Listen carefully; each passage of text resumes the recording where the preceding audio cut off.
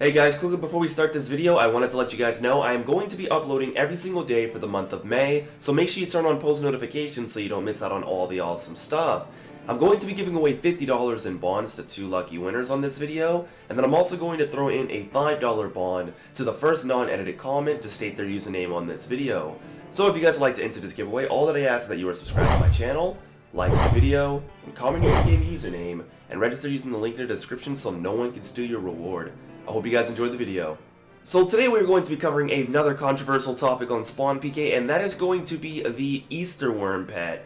A lot of players have been talking about this pet and saying that it's game breaking, too overpowered, and they're sick and tired of seeing everybody and their mother walking around with this pet. While on the flip side, other players are saying, hey, it's expensive now that the event's gone, and the saturation will go down if there's a pet fusion, and it should stay the way it is. And now obviously I'm not 100% sure on if the pet fusion is the best way to go, since the pet is already strong. So before we get into the actual PK and the actual testing of the Easterwyrm, we need to understand how it works. It actually ignores 25% of enemy melee defenses, meaning no matter what you're wearing, 25% of your bonuses are literally gone. Not to mention that it has a 35% chance to completely ignore melee defenses, meaning if you're in Torva armor, you're now wearing bronze. At least that's the way I saw it, and it's possible considering the description. So the way I'm going to approach this is going to be very logical. We're going to go out in literally the most maximum setup first. Then we're going to try like an auto keep and untradeable setup,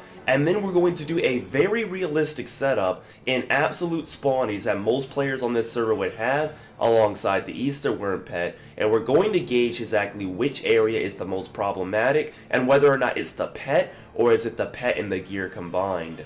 Ah, perfect. Guy in literally spawnables. This poor guy is going to literally get shredded. What the fuck, dude? Okay. Like, I wasn't even potted for the first hit, and the moment I potted, plus Venge, he just got eaten alive. Is that an 81 poke?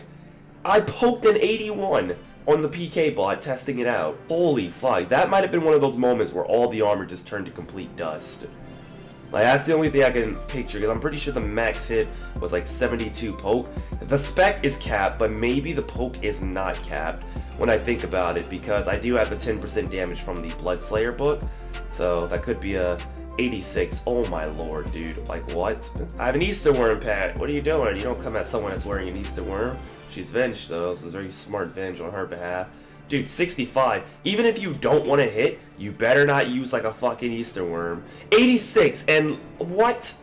Like, what? I literally just came out here, and I'm already PKing all this stuff, and it's not taking a long time, guys. Less than 5 minutes, and I already got all the hits I needed to see with this disgusting setup.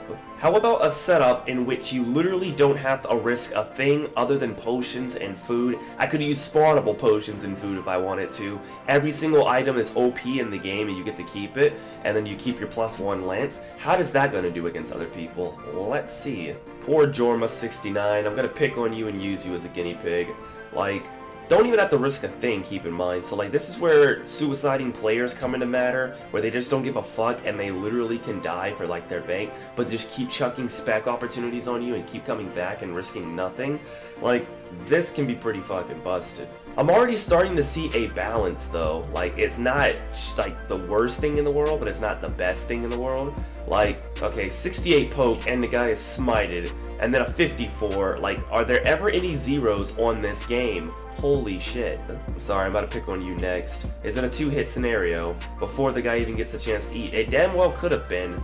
Like, holy shit. And then not to mention the spec restoring, dude. Like, if I drop the special spirit pet, the spec drain, it comes back really quickly, especially if you use it at the right times with the lance. So that 10% thing's already busted as it is. And trust me, I feel like a total dick coming out in a no-risk setup and literally being able to hit harder than anybody in the game.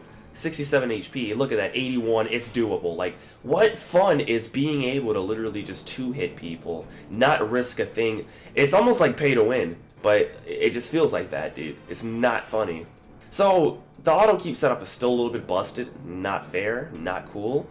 But at least we're starting to see more low numbers, so it's like the max strength that's the problem. And gauging at these results, I'm probably going to say the Easterwyrm Pet really isn't the problem, especially if you're in spawnies. It might be a okay pet It's just all the overpowered gear that's making it bad. So where is the middle ground with that? Well, we can't just be like, if you got overpowered gear, you can't wear the Easterwyrm Pet. So we gotta make the pet somewhat good for people in spawnies, 79 poke, but also not too overpowered for people in max. And the way you do this is not to nerf the pet, but to nerf the weapons and items that they might be using to the point of a damage cap. Cap them, limit their damage, nerf the accuracy. Don't let them just keep hitting everything they want. So it's pretty cool, like this Easterwyrm Pet is actually making spawnable gear somewhat like good, you know, because like you can actually hit through people. Not to mention I'm using one of the most powerful weapons in the game, and I'm probably going to nerf this down to like an Armadyl God Sword and test that out as well. But like just looking at the lance, it's perfect for spawnies. This is how hits should be to an extent. It's still too frequent, but like that's just the server nature in general. But the fact that I'm not seeing constant 80s and problematic hits, look, I'm in spawnies and I'm keeping up with this Autokeep and untradeable guy. Like that's the way it should be. Easterwyrm Pet is a great pet for those in spawnies, but like people in the max strength are going to ruin it for us. So we gotta find a way to add some accuracy nerfs and damage cap to only people in max strength. It can't be for people in spawnies because this pet is the perfect thing to stop people. Alright, let's take a break from the lance and use something more realistic like a barrel chest sword, a 1-bill weapon that has high hitting capabilities and everybody can afford, and then we're also using the Easterwyrm Pet. I want to see how this spawnable setup does. Don't think we need to test it out in max. And the number one rule of thumb for being max strength and then using an Easterwyrm is the fact that you're always going to hit and you're going to shred through people. Like I don't need to test weapons out in max, it's just spawnables that I'm focused on now. 50. Yo, that was one of the procs. I'm going to go in for a spec. 23 plus the DFS. Yo, how about another chuck?